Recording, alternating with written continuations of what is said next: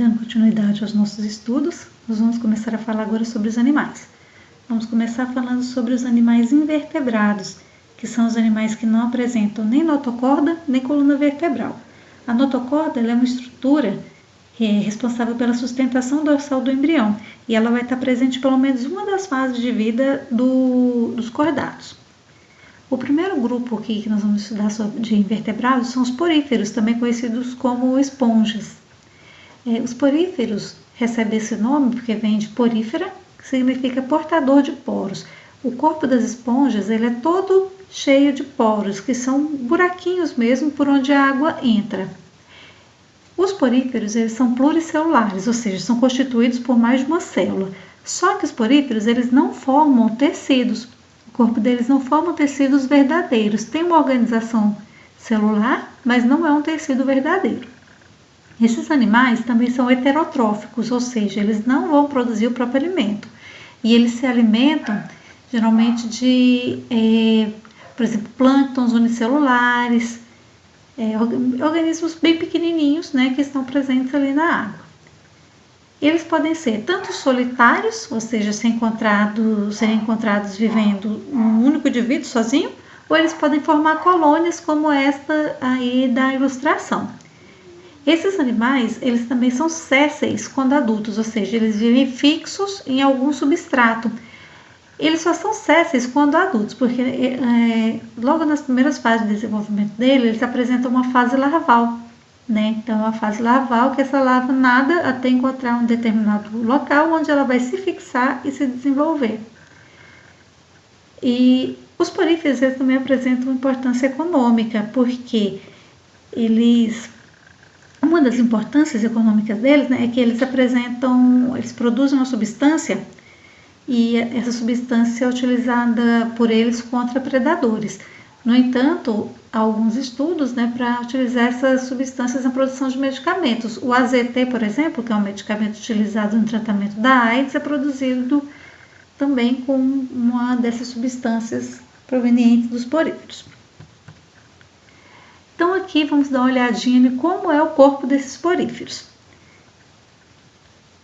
Olhando aqui, eles têm então os poros, que são esses buraquinhos aqui, que é por onde a água entra.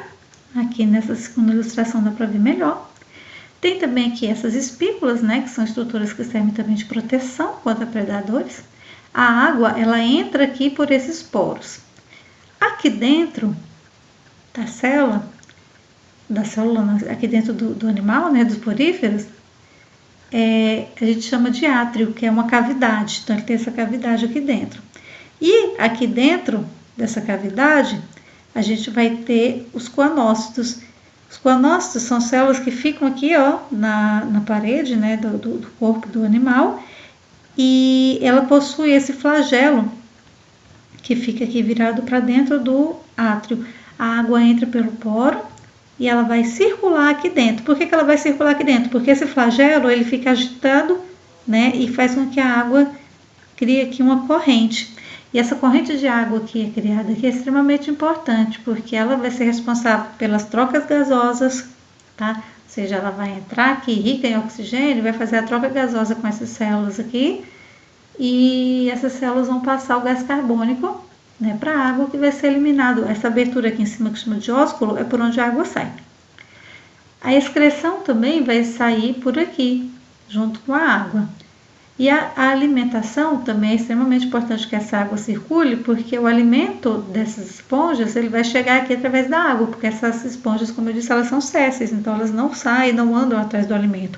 Então a água entra aqui por esses poros, trazendo esses organismos bem pequenininhos, começa a circular aqui, e olha aqui, na célula, no coanócito, ela tem essa redinha. Quando o alimento passa por aqui, ele fica preso nessa redinha, e depois ele vai ser passado aqui para dentro da célula onde ocorre a digestão. O resto da digestão, de outros produtos, de outras reações metabólicas, né, da célula, vão ser eliminados aqui na água e vão sair pelo ósculo, tá? Além do coanócito, ela também tem outras célulazinhas aqui, mas para o nosso estudo agora não tem tanta importância, tá? saber essa parte principal aqui do corpo dela é essencial. A reprodução. Os poríferos, eles fazem dois tipos de reprodução, a sexuada e a assexuada. A reprodução, vou começar falando sobre a assexuada, pode ser de dois tipos. Tem essa daqui, que é o brotamento, ela vai começar a desenvolver um brotinho, né, nela.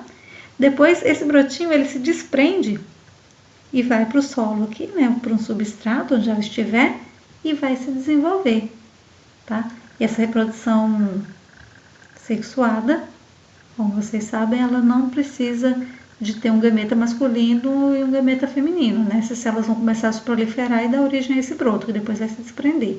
Uma outra característica das esponjas é que elas têm um grande poder de regeneração. E esse poder de regeneração delas também atua nessa parte reprodutiva, porque se, por exemplo, essa esponja aqui, ela sofreu algum processo que quebra ela em vários pedacinhos, cada pedacinho dela que surgiu ali vai dar origem a uma nova esponja, tá? Então, esse poder dela de regeneração atua também como um fator reprodutivo, né? A reprodução sexuada, ela precisa, então, de gametas masculinos e gametas femininos. Aqui, o espermatozoide vai sair de uma esponja e vai ser levado pela água até dentro do corpo do outro porífero.